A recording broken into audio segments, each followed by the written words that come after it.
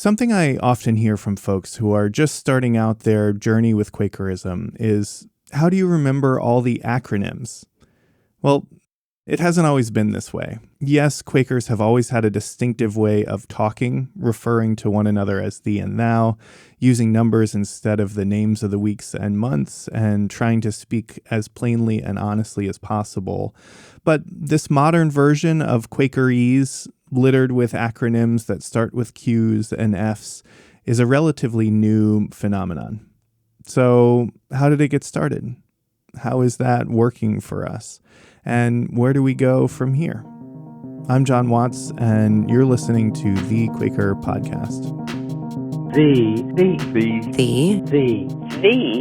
Quaker Podcast. Story, spirit, sound. If you're a longtime listener, you'll know that this podcast is just the beginning of a bigger vision. We have set out to build an ecosystem of online projects. In fact, our second project, the Daily Quaker Message, just launched a few months ago. The reason that we're doing this is that we believe that media can have a very serious impact on the world. And as a religious society who identifies as publishers of truth, we see ourselves in a unique moment, a printing press moment, if you will. With the proliferation of platforms in 21st century internet media, we know that there's tremendous opportunity and tremendous challenge in utilizing each of these platforms in its own unique way to be a vessel for capital T truth as Quakers experience it. So this podcast is just the first in many online projects. But back in 2022, before there even was a Thee Quaker Podcast, I set out with a few other friends to build the container that would hold this whole big vision. If you were listening back in season 1, you may remember our last episode of that season when we did something of a reflective episode. So quick time travel here to hear a snippet of that episode. This is from a conversation I had with Georgia. Ultimately, what we're doing here is not about an organization. It's not about articles of incorporation and bylaws and personnel handbooks. It's about showing up in a faithful way in the world. It's about doing this work. Jon spent years working on a Quaker video project. Many of you know it. It's called QuakerSpeak. And during that time, he started to get restless.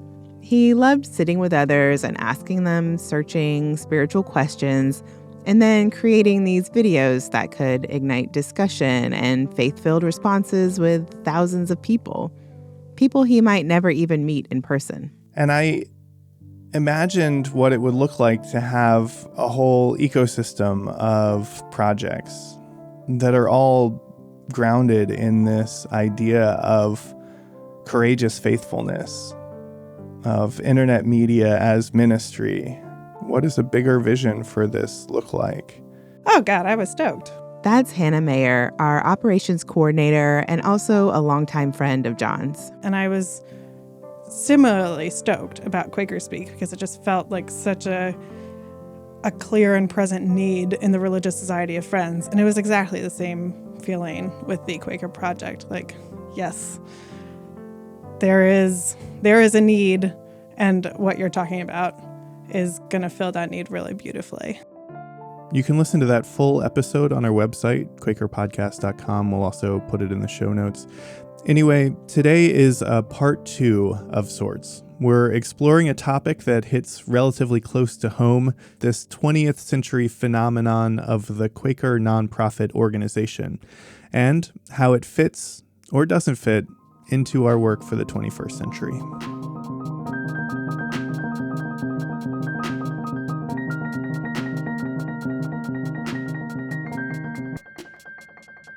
If Quakers tipped their hats, I would tip my hat to you and the board and the organization for thinking carefully about what does a Quaker 501c3 look like.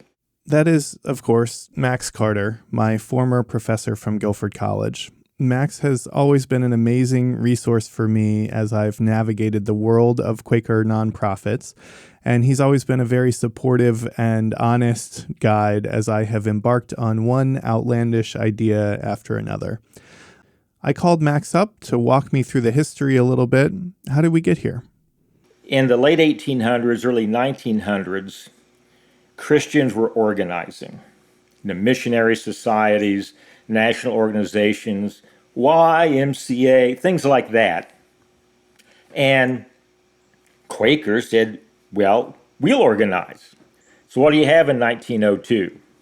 Friends United Meeting, Friends General Conference. 1917, you get the American Friends Service Committee. And Friends were borrowing from the surrounding culture to define their organizations. And quite often they took on the form.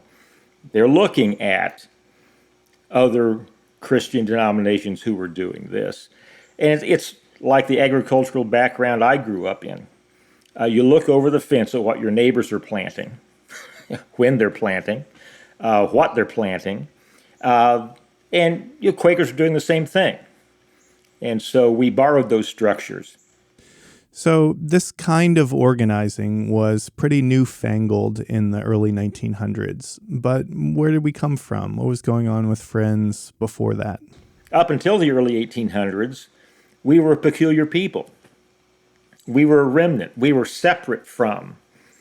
You got read out of meeting if you attended preaching services, if you associated with those world's people, if you married the world's people.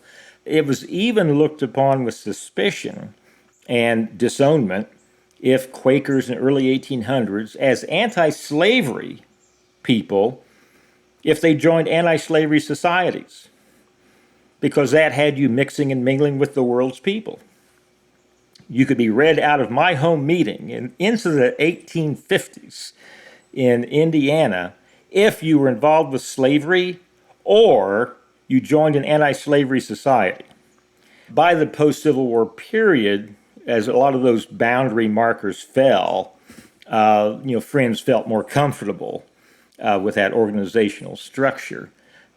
And I think for the Gurneyite branch of Friends, a pivotal moment, of course, was the 1887 Richmond Conference, out of which 5 years meeting and eventually FUM evolved. And FGC had similar sorts of things. The various Hicksite meetings led to the formation of Friends General Conference. So there we have our first two, what I'm going to call denominational organizations. Friends General Conference, or FGC, is the Hicksite umbrella organization that all the liberal Quaker yearly meetings belong to. Its headquarters are here in Philadelphia.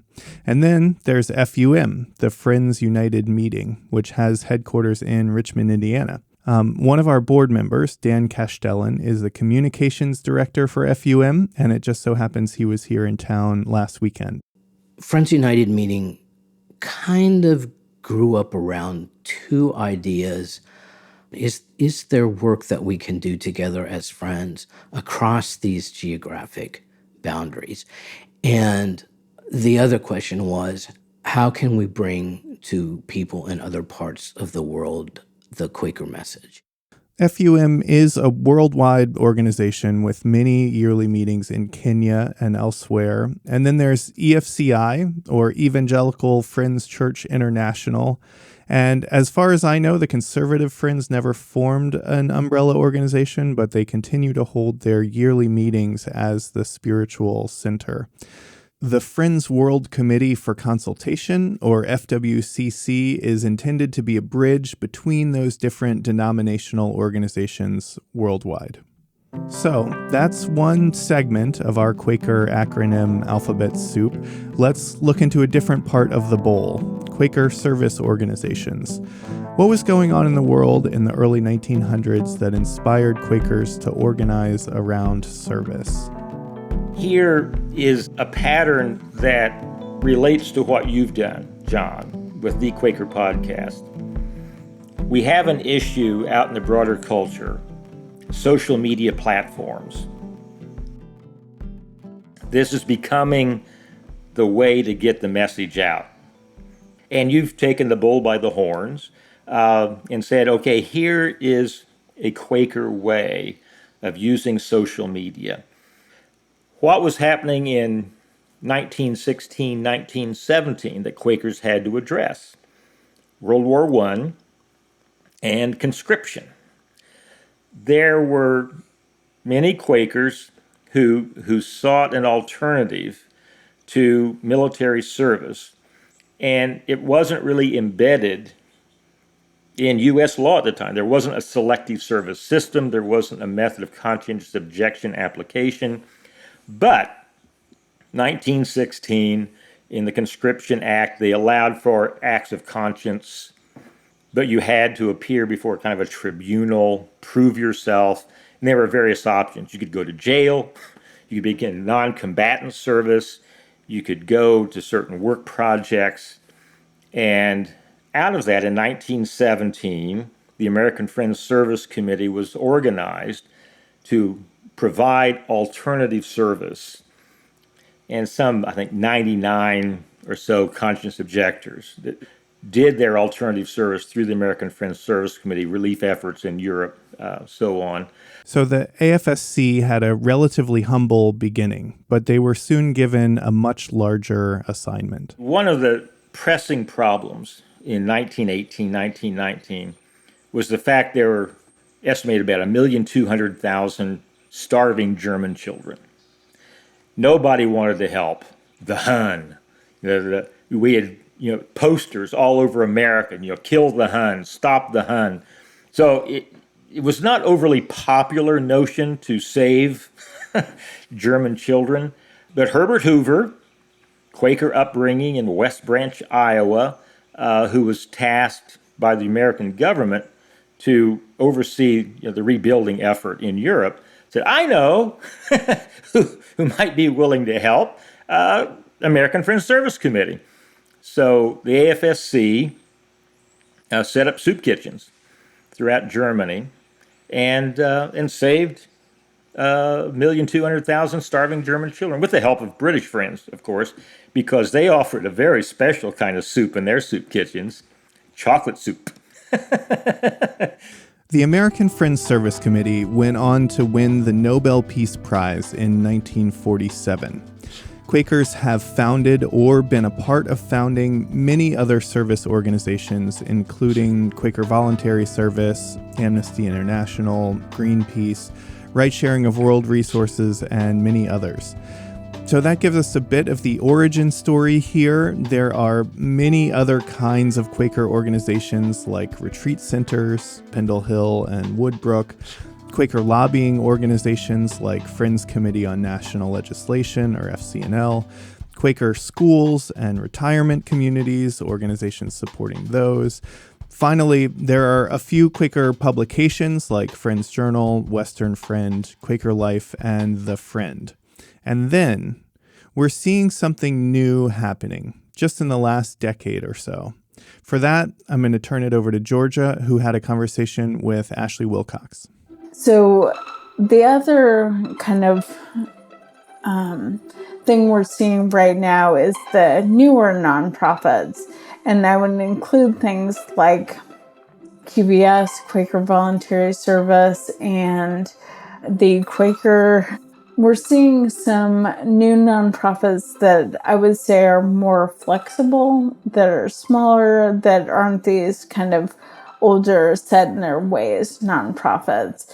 And with some of these, and I would include my own nonprofit, Public Friends, in this, we're hoping to reach a younger audience and do things differently than the 20th century institutions. The legacy organizations, as Ashley calls them, tend to be larger and often have a broad scope. A lot of people came in through these bigger nonprofits, or they met the need that people saw at the time. We had a huge influx of Quakers around the civil rights movement and protesting the Vietnam War. Do you feel like these older organizations that were formed in the first half of the 20th century, like, are they meeting the needs still of the Quaker community? I think it depends on who you ask. I think there are some people who are very attached to these organizations and believe in their missions and find a lot of value there. And there are other people who just feel like they don't want to keep supporting these big institutions. So it varies. Ashley says that some of these organizations also have very few Quaker staff. That can be challenging for people, that they feel like they're not Quaker enough. I think some people are just tired of always getting fundraising requests from the same groups and feeling kind of stretched then in that way. And we don't have as many big donors as we used to have among friends. And so it tends to be more smaller donations for these things, which may better meet the needs of smaller Quaker organizations that have formed in recent years and that have implemented newer fundraising platforms like Patreon, GoFundMe, and Kickstarter. Those tend to empower everyday people to make donations in the amounts that they're able to. Organizations like ours at Thee Quaker Project and Ashley's own nonprofit, Public Friends. Our mission is ensuring the future of Friends in North America by supporting and developing Quaker ministers to a professional standard. One goal of Public Friends is to develop a recording process for Quaker ministers, some of whom may come from meetings that have split from their yearly meeting and now no longer have that process in place. They're also supporting Quaker ministers through Zoom meetings where they worship together and provide mutual support. Ashley also hopes to provide matching funds for ministry projects. Public Friends became an official registered nonprofit this summer and joined a growing number of small Quaker nonprofits. So I wondered, where does that leave the big guys? We have to rethink what it means to be a nonprofit now.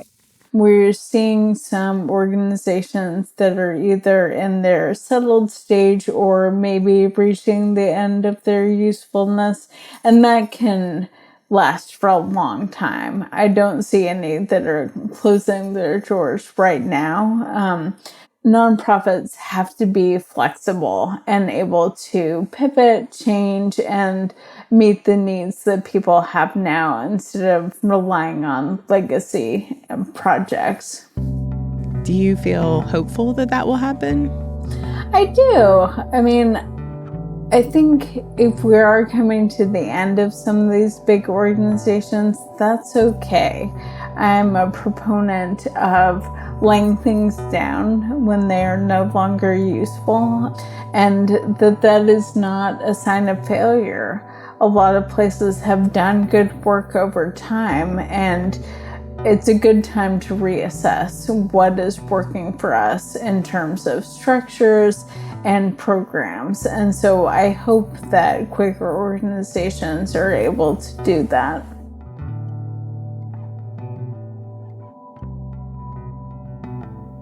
After the break, it's time for some self-reflection. I sat down with 3 of our board members and we got honest with one another about the successes and drawbacks of starting a new Quaker organization in the 2020s.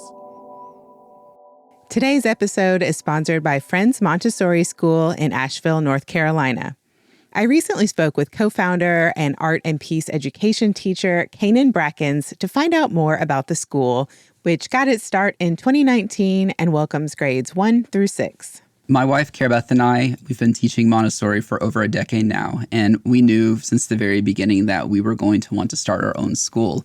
Tell me a little bit about how you combine a Quaker education with a Montessori education. Like, how do those two philosophies complement each other? I think at its core that Quaker education and both Montessori education have the same mission, which is to create a more peaceful and just society.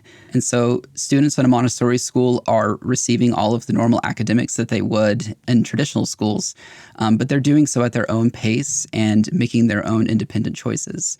Very similar to how in a Friends education, The students are also learning to listen to their own inner guide and to their spirit and to make decisions that they feel like are in alignment with that. Our children are actively helping us co-create the school. They are involved every week in a meeting for business where they make real decisions that affect what we do in our school. We really want our students to believe that this is their school because it is their school. Students that have received an education at Friends Montessori are learning about who it is that they are, and they're learning about who the person is sitting beside them. And they're able to use those skills, hopefully, to benefit their own communities after they leave ours. Oh, that sounds awesome. So how can people be a part of the work that you're doing? Well, the first way to do it is to enroll your child. We would love to have the opportunity to meet with you. If you're in the Asheville area, come by for an observation, visit, and talk with us. We have an interest form on our website, friends-montessori.org. If you don't live in the Asheville area but are interested in the work that we are doing as a small Quaker not-for-profit school, another way to get involved is to become a donor. To learn more, contact us at school@friends-montessori.org, or you're also welcome to email me directly at canan@friendsmontessori.org. Well, that sounds great. And we'll also have a link in our show notes.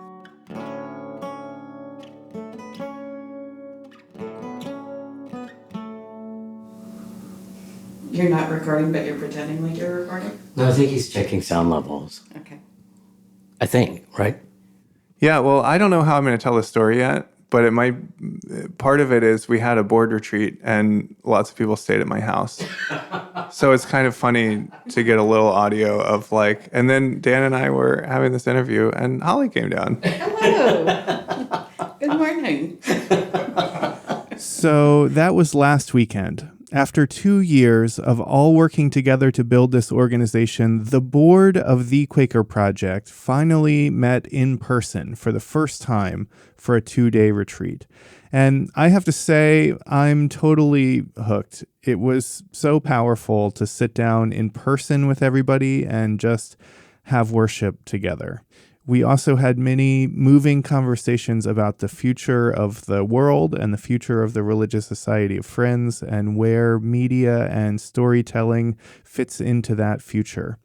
After the retreat was over, I pulled 3 board members aside one by one for a quick debrief.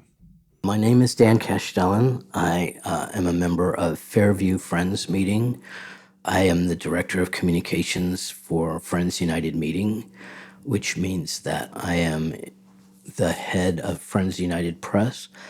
I'm the managing editor for Quaker Life magazine, and I do a bunch of other stuff too.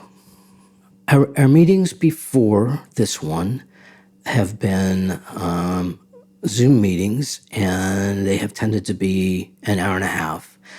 And what I really valued about this weekend was the opportunity to have much longer conversations than we can have in those hour and a half long meetings. My understanding has grown just fantastically just from the opportunity to, sit here on your couch and have a conversation. The traditional setup, of course, in a nonprofit is, staff, executive director, board, clerk, or president. What do you think is the opportunity or the advantage of being organized in that way as Quakers, and what are some of the challenges of that? It's interesting to me that in North America, about half of our staff is Quaker and half of our staff is not Quaker. Over and over again, I have seen the non-Quaker staff just really struggle with how Quakers make decisions, why it takes so long, why it takes months to take that to the board and to have the board discuss it and either approve it or say it needs more thought. And the upside is that when everyone does get around to the point where they can agree with the course of action that's been proposed, then it happens. FUM has some long-standing conflicts that it has not managed to kind of resolve for 40 years. That's the downside. In a way, it's also the upside because there's such a huge commitment that it takes, that it draws out of the member organizations to agree to continue to be in relationship with people with whom they don't agree. Yeah, I'm not sure that that's going to be an issue in a board that's constructed like the Thee Quaker board, where the people who are on the board don't necessarily represent another constituency. I'm not here representing Wilmington Yearly Meeting. I'm here with my own ideas as myself. The FUM board, where the people on the board are representatives of someone else, it makes it more difficult to do things, but then it also means that the love and the discipline required to continue to be in relationship with each other strikes me as something pretty special.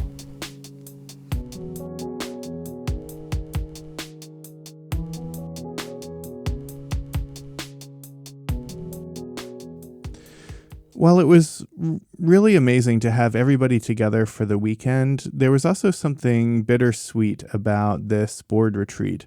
Some of the board members who have been together from the beginning and have put their blood, sweat, and tears into our infrastructure and personnel handbooks and governance rules, those folks are moving on to do other things. And I can't think of a better example than Tracy Jelt-Sullivan. I'm Tracy Jelt-Sullivan. I'm worshiping with friends in Chapel Hill meeting, but that's a brand new meeting to me, and my membership is still in Green Street in Philadelphia Yearly Meeting. I am currently unemployed, but I am going to become the General Secretary of Right Sharing of World Resources, which I'm just over the moon excited about. I'm pretty excited about that too. Tracy has been an essential resource for me as we've been building this organization. Whenever I had a question or a dilemma as a supervisor, or whenever I was thinking about the finances of the organization, I call up Tracy. Not to mention, she also heroically did our first 2 990s. So I wanted to start the conversation there. I know it's not the sexiest topic in the world, but as Quakers with lots of nonprofits out in the world doing work on our behalf, I think this is something that we should all know a little bit about. What is a 990? Tracy says that many people think of it as a nonprofit tax return. But it's really a transparency vehicle. So there are things people don't know. You can look up the salary of almost every executive director by looking at the 990, and certainly you can if they're being paid more than $100,000 a year. That salary just has to be there. And you can see the full board of directors, and every organization, after it gets to be a certain volume, has to tell you whether it was involved in the tanning industry. Were you running a sun tanning clinic? Is one of the questions. It just makes me laugh every single time. For the record, to our audience, we are not involved in the sun tanning industry, as far as I know. I asked you to be part of the first generation of the board of the Quaker Project. That must have been in 2022. Before there was any program, anything to show for this idea, it was just it was a baby. Before the executive director had any salary, is what I remember. Okay. Well, Jon, you've been talking to me about this vision for a long time, and I have just seen the patience and persistence with which you continue to ask for other people's expertise. It was like, I have this vision and I have a lot to learn. And so you just kept asking for help. Maybe you knew you were also cultivating future donors. It was, I think, a very smart way to do it. And I really wanted to support you in doing that. I also love podcasts. So the idea of having podcasts that were reflecting some of my faith community was really exciting, and I really liked the people that were drawn to serve on the board. So I thought, here's a community of people I get to work with. I asked Tracy what's in store for the next generation of the board. Today, someone said, we're in good shape. There's nothing like broken that the new board members need to fix. And I was like, oh no, it won't be long before they're discovered. We did all sorts of things like, what? Why was it set up that way?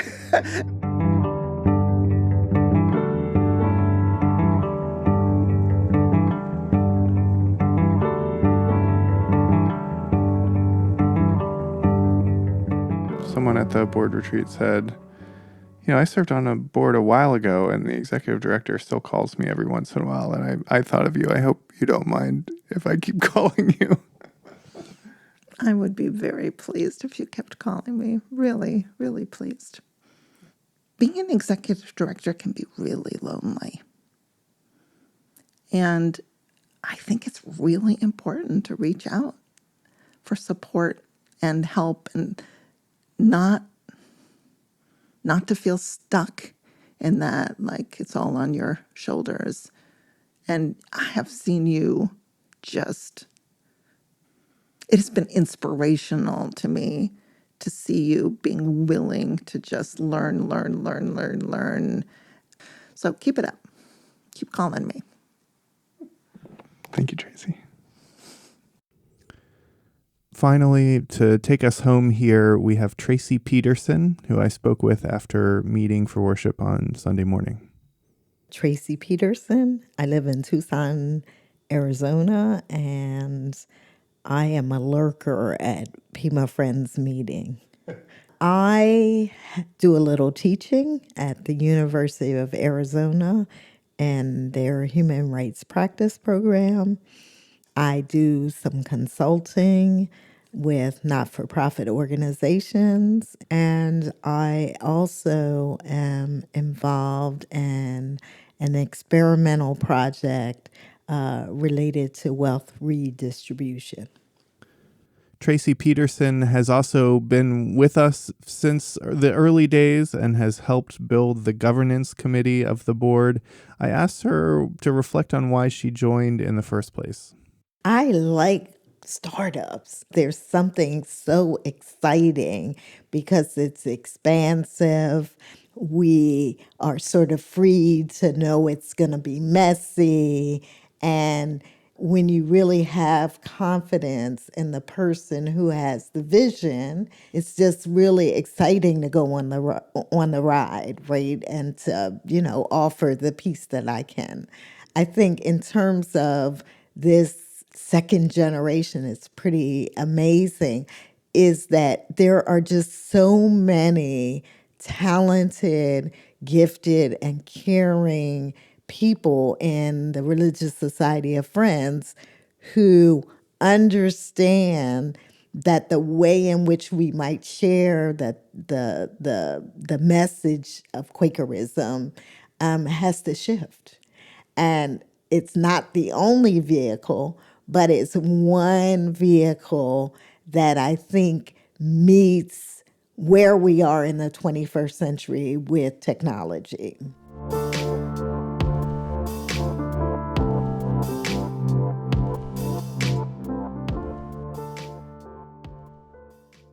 We have two of our programs up and running, of course, the podcast and the Daily Quaker Message. We're about to launch a third one, and the board is moving from the sort of frantic startup phase, like got to build the plane while it's flying, to how can we reinforce this foundation and how can we soar? We're always going to have to be fine-tuning what invitation looks like, both in terms of, the work that you as the ED does with staff, and those of us who are on the board as we think about possible board people to serve. I think the other thing that is before us is our capacity to be nimble and pivot when it's necessary, because our world is changing so, in some ways, drastically, and not in a direction that many people think is a positive one, at least in this country. Sort of like in music, if you're really listening, there is certainly a texture and a way in which it all works together, but there is a flexibility in that. Can board work be worship? Absolutely. I think we were worshipfully present during this retreat. I think people came with their thinking head and their hearts waiting for Spirit to guide us, and also knowing that we each had a piece to offer. There were times when perhaps everybody's out of alignment, but even in that kind of space, the holy is present. Now, we may not be present to the holy, but the holy is present. So there's something comforting about that reality. Amen. Well said. Well, thank you, Tracy. Yeah.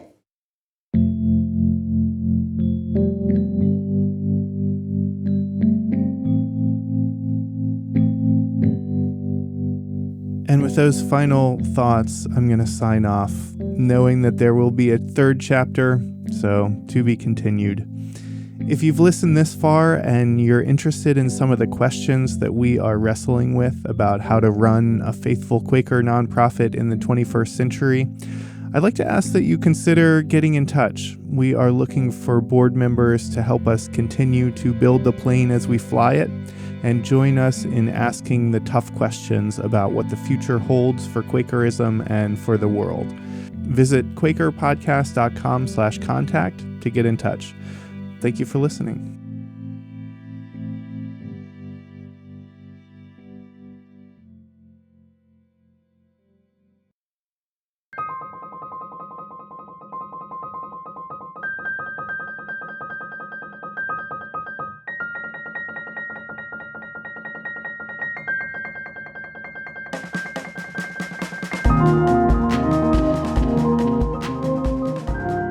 Thanks for listening, and thank you to our guests for sharing your knowledge about nonprofits and your experience with Thee Quaker.